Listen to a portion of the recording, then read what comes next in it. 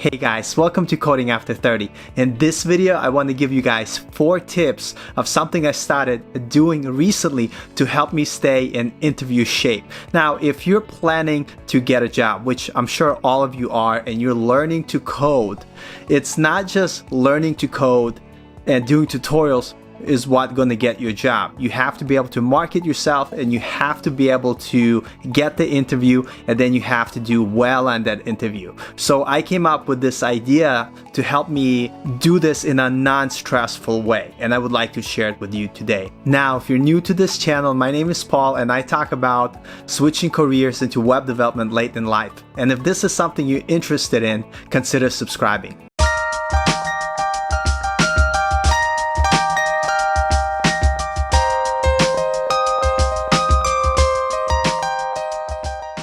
Alright, so let's jump right into those tips. Number 1, you should be building a portfolio. I know you hear it all the time, but the truth is, when you're going to get a job, let's say you're a self-taught developer, maybe you did not go to boot camp or finish with a computer science degree, you need to have a great portfolio. The one thing you have to understand that little apps or toy apps or little small apps are not enough to get your first job. You have to understand when you're applying to a job, there are other applicants that have a college degree, and so they have a degree to show for their education, and if you don't have a great portfolio, what are you going to show? Another reason for having a great portfolio, when you go to an interview, you could start controlling the interview by talking about your portfolio in detail. Otherwise, if you show up empty-handed and nothing to talk about it, they're gonna start asking you their own questions, which you should prepare for, but you might not be. They might catch you off guard. So if you don't want to get stuck doing whiteboard interview questions, which you might, and some businesses do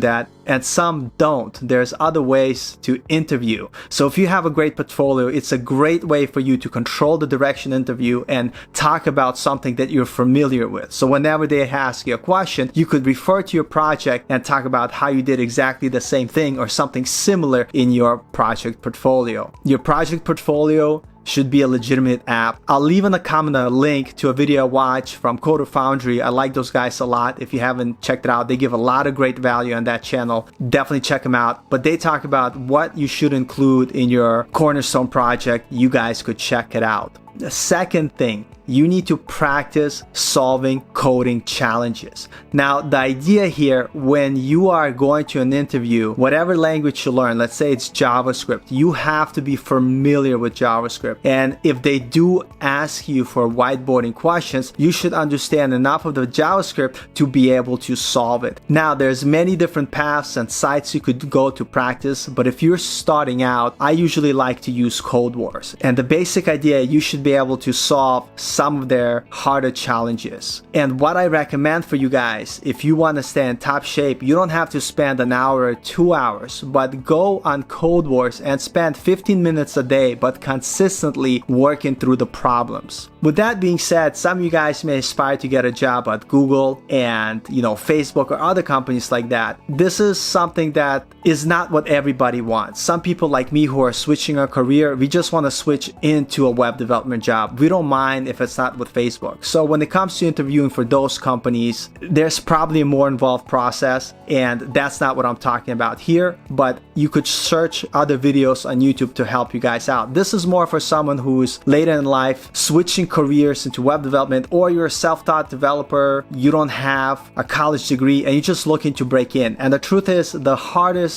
thing to do is to get your first job, but once you do, things do become easier. So solving programming challenges is a good way to keep your brain active and keep reviewing the language that you're learning. Now, the third tip for you is to get on LinkedIn. LinkedIn is the most amazing place to be at. Why? Because that is exactly what it's for. It's for other people to be able to search and find you. When you're using LinkedIn, the most important part, you have to make sure that your profile as professional as possible, but most importantly, you're using it for its social networking purposes. So reach out for recruiters, make connections. Maybe your portfolio is not good enough yet. Maybe you don't feel confident enough in getting that job right away, but start building relationships with recruiters, set up time with them, and have them review your portfolio and see if you're the right fit. Their job is to find appropriate candidates for companies that are hiring. They do have listings available to them that you might not see in those job posting sites.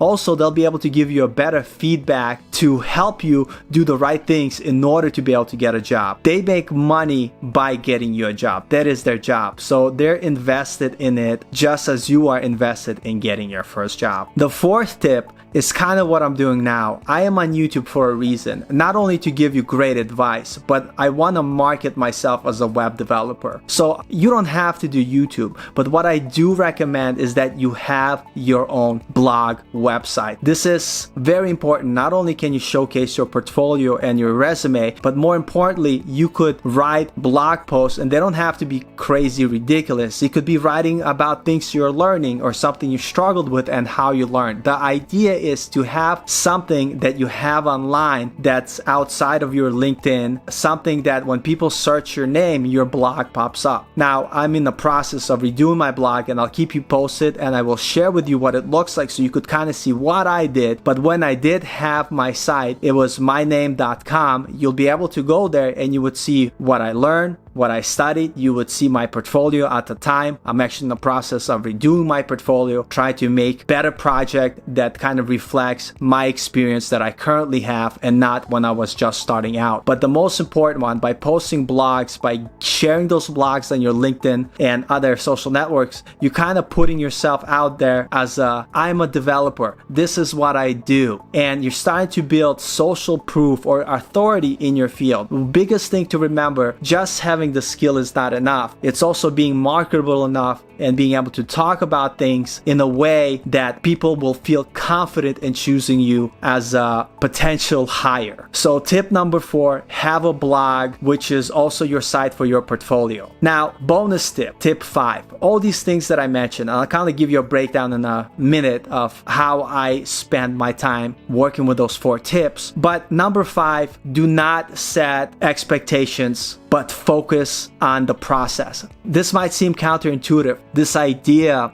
of unmet expectations really will hurt you. So instead of setting expectations by this, and this date, if I don't get a job, I'm gonna quit. You know, what you should do is, instead of say, you know, I'm going to commit to this process and I will stick to it day to date until I get a job. So you will push through and you push forward. So it's very important to be realistic with yourself and know that you don't know when you're going to get your next job. It's a process of never quitting. Somebody asked me like, Paul, how did you get your first job? Well, I decided that I'm going to keep doing this until I get a job. I quit my job that I had before. It was really nice. I really loved it. I quit it for 2 reasons. Number 1, my body's broken. I used to do MMA and Brazilian Jiu-Jitsu training, and I can't physically continue it anymore. And number 2, I've done it for almost 18 years that it was time to move on. And so I decided to get into web development because I'm excited about it. And so when I made this decision to programming, I just decided I'm going to do whatever it takes until I get a job, and I'm not going to quit. It didn't take me 6 months. It didn't even take me 3 years. It was like over a period of 5 years of studying on and off, and then the last 3 years really hitting the books hard and putting a lot of effort, and eventually I got a job. But I've never had in my mind this idea that I'm not going to get hired, because I wasn't going to quit until I got hired. It's the focus you have to have when you're doing this. So if you're switching careers and you don't think that you're able to commit like this type of,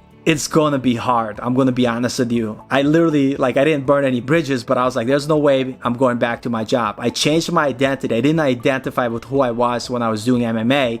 I identified with, I'm a developer. This is what I do. And that's how I was able to stay motivated and keep going, because I did not see an option of not getting a job. And part of this reason, starting this YouTube channel, I was like, man, if nobody hires me, at least I'm going to start this YouTube channel. I'm going to talk about coding, and hopefully I could use this to get freelance clients doing some other stuff. By the way, I could talk about what I did before getting my real job. I did some freelancing, and the way I got that is I told everybody I'm a web developer. Back then I worked with WordPress. If you want a WordPress site, I will make it for you and I'll give it to you for free. I just want to see if I could get people for free. And then eventually I was like, okay, I'll charge you $200, and then so on. And then the point is, you gotta hustle. But I'm getting off topic here. The last thing I'm gonna say, guys, here is kind of like this idea that I like is wu wei. It's like this idea of not striving in Chinese philosophy, I believe, or whatever. I'm not really that smart, so I don't know. But wu wei in Chinese philosophy means like this idea of non-striving. It's non-doing. It doesn't mean that you're lazy. It's that you just do your actions with no real goal or judgment in mind. So what I do with my days, I basically plan on, I'm going to code every day. A simple stuff, you code every day. My goal is to code for 1 minute. And then if I code more, I code more. If I code less, I code less. But the point is, I'm not setting crazy deadlines that if I don't meet them, I'm going to hurt my expectations. I just do every day. And over time, coding every day becomes easier. So this is what I recommend for you with these 4 tips, is this idea of non-striving. So what I started doing,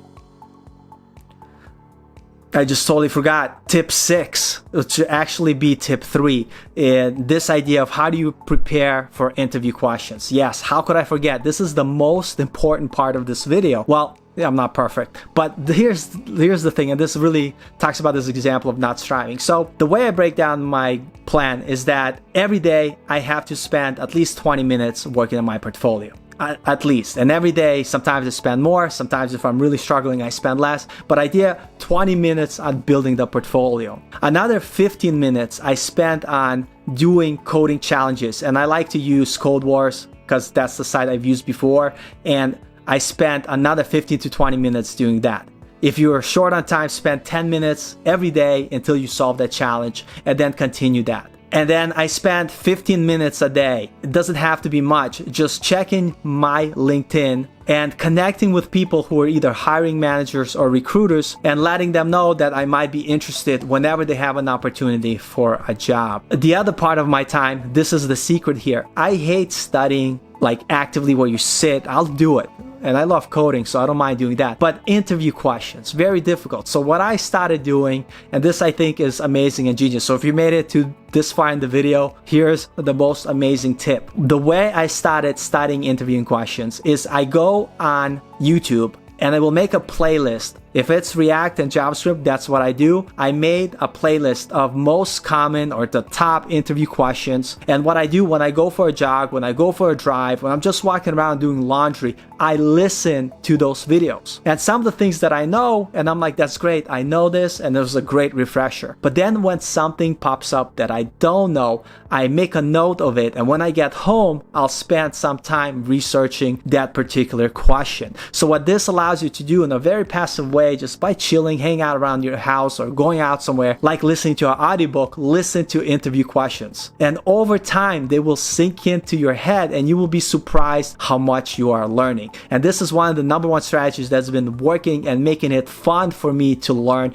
interviewing questions. Obviously, there are certain interview questions that require you to solve a coding challenge and do something that you have to go to the computer, you have to practice with it. But a lot of the common questions that you might ask is like, what is the difference between React and Angular? Like, you have to know that. Some people might ask you, like, why is React more beneficial than using some other library? And there's other questions like that. So you have to be familiar. Or in JavaScript, if you are trying to find something in an array, what is the best and most efficient way of doing it? And you could learn about all these things by listening. And whatever stands out that you might not know or be familiar, you just go and you look it up and you spend time. So I started with 4 tips. And then I completely just gave you a bunch more because I'm unprepared. But I hope you found value in this video. Listen, if you're switching careers late in life, it is hard. Don't listen to the hype over there, but it's not impossible and it's totally worth it. All you need to do is get your first job. With that being said, don't give up, keep coding. If you like the content here on this video, the best way to support is hit the like button, write some comments, and subscribe to the channel. And as always, thanks for watching and happy coding.